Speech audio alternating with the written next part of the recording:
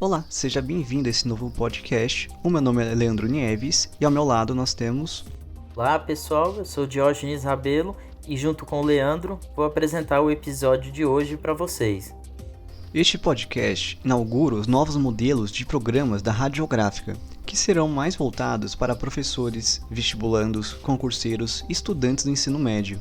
O tema do podcast de hoje será sobre atualidades, no qual faremos uma análise sobre a Bolívia. Bora lá? Rádio Geográfica, podcast de educação, ciência e cultura.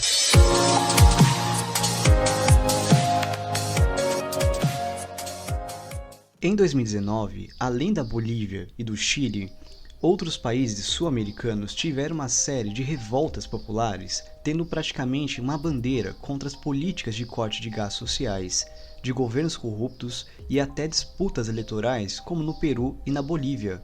Este ano de 2020, a Bolívia e o Chile retomam na mídia.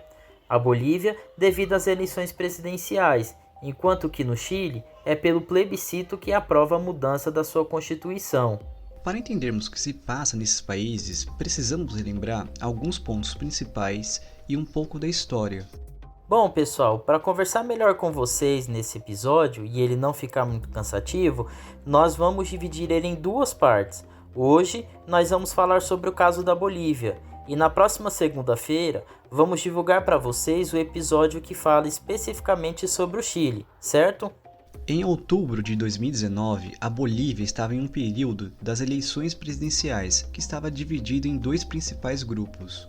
A busca pela quarta reeleição de Evo Morales, do MAS, Movimento ao Socialismo. Do outro lado estava o Carlos Mesa, que é do partido Comunidade Cidadã, o CC, que já foi presidente do país e buscava quebrar a hegemonia de Morales. A possibilidade de reeleição de Evo foi o ponto de partida da crise.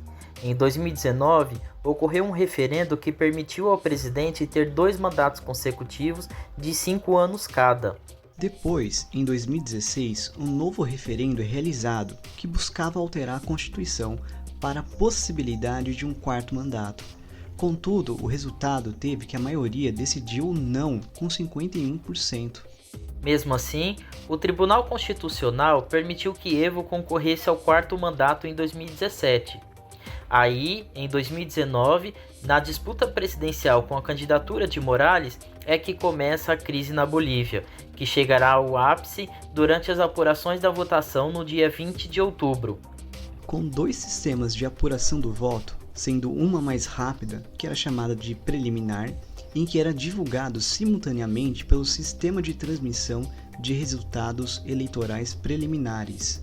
Outra com um resultado definitivo com contagem manual. As apurações apontaram resultados diferentes, o que levou a oposição a chamar de fraude eleitoral. Em uma apuração, apontava o Evo Morales como vencedor. Já na outra apuração, mostrava uma diferença de menos de 10% entre os candidatos, o que indicava um segundo turno. Depois, a vitória de Evo começou a ser divulgada e a oposição não reconheceu a vitória, acusando o governo de La Paz de fraude e exigindo novas eleições. Evo Morales critica uma tentativa de golpe de Estado no país. Surgem protestos em várias cidades bolivianas, desde La Paz e Cochabamba, a favor e contra Morales e contra a eleição.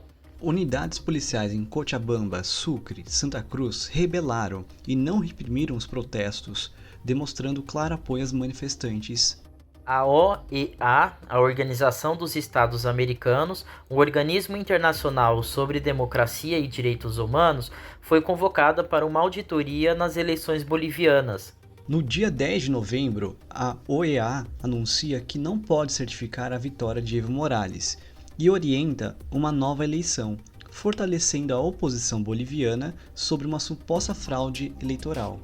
Evo diz que convocará novas eleições, mas a oposição e os chefes das Forças Armadas e da polícia pedem a sua renúncia. O presidente Evo Morales e todos seus aliados no Congresso renunciaram ao cargo e nem mesmo assim evitaram então a crise boliviana. Evo se exila da Bolívia e, com dificuldades diplomáticas, chega ao México no dia 12 de novembro de 2019. A senadora Jeanine Áñez, mesmo sem quórum, assumiu a presidência do país andino carregando uma Bíblia e apelando ao populismo conservador, e dizendo que a Bíblia está de volta ao palácio.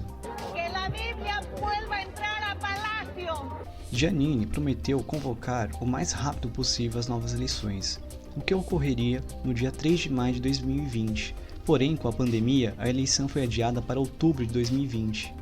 No dia 27 de fevereiro de 2020, o jornal norte-americano Washington Post publicou uma matéria independente questionando o argumento da OEA da existência de fraude nas eleições bolivianas. Essa matéria reacendeu os questionamentos sobre o papel da organização nas eleições e da crise na Bolívia. Em outubro de 2020, a eleição presidencial retoma a disputa central entre o MAS, com Luiz Arce, e a Comunidade Cidadã, com Carlos Mesa.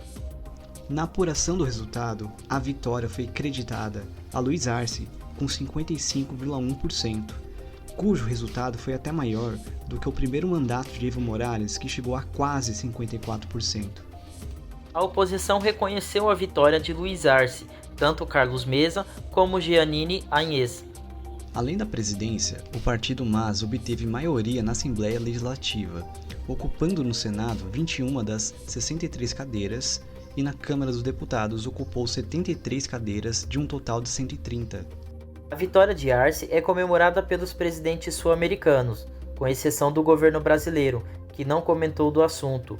Agora, o novo presidente Luiz Arce precisa reorganizar a unidade do país, curando as feridas da polarização e superar a crise econômica por conta da pandemia.